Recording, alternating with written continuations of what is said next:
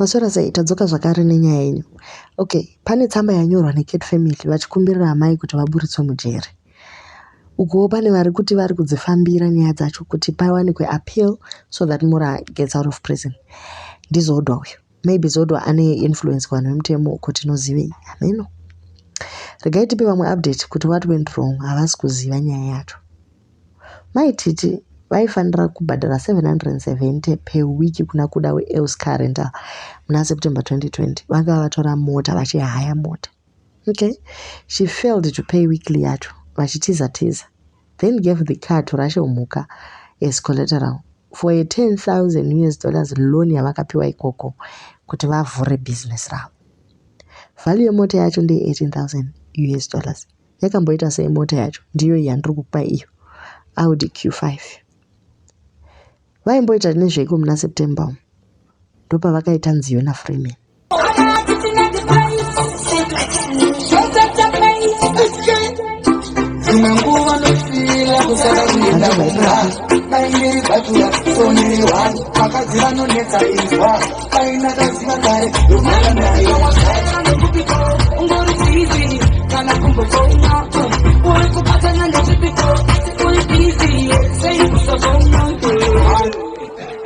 Ndopa vazodi, ndopa vakaenda ku UK nazizo.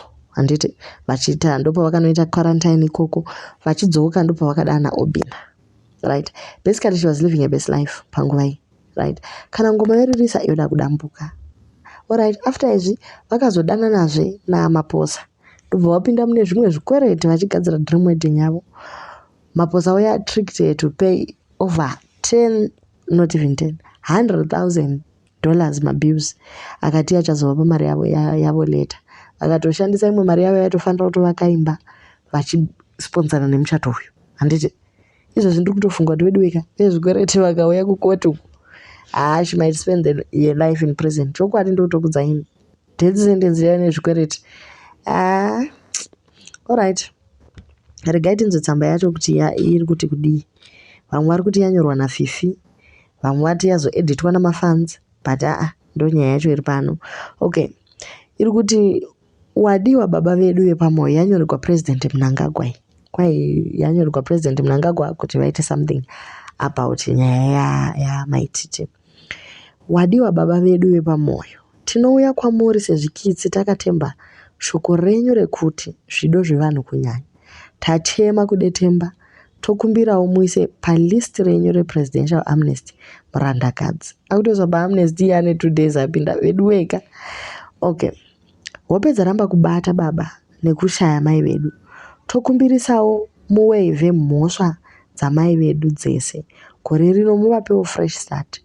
Vakatsotswawo handi kuda kwavo kuti vasvike pavasvika. Vaiti promise yavakapiwa nemurume wemuchato kuti achabhadhara zvikwereti yaive yechokwadi. Vapeiwo chance tapota. Sunungurai content yenyika. Honai mapepa nawo vapererwa kusvika pakuteera murandakadzi kujeri. Fungaiwo hutano hwake baba nevana vake. Anokuremekedzai uye tichawedzera kukuremekedzai zvakapetwa mukanzwa kuchema kwedu. Venyu vanokuremekedzai zvikiti. Alright. Saka ndotsamba iri panapa. Saka mofungeni nyaya amnesty. Wopiwa here amnesty.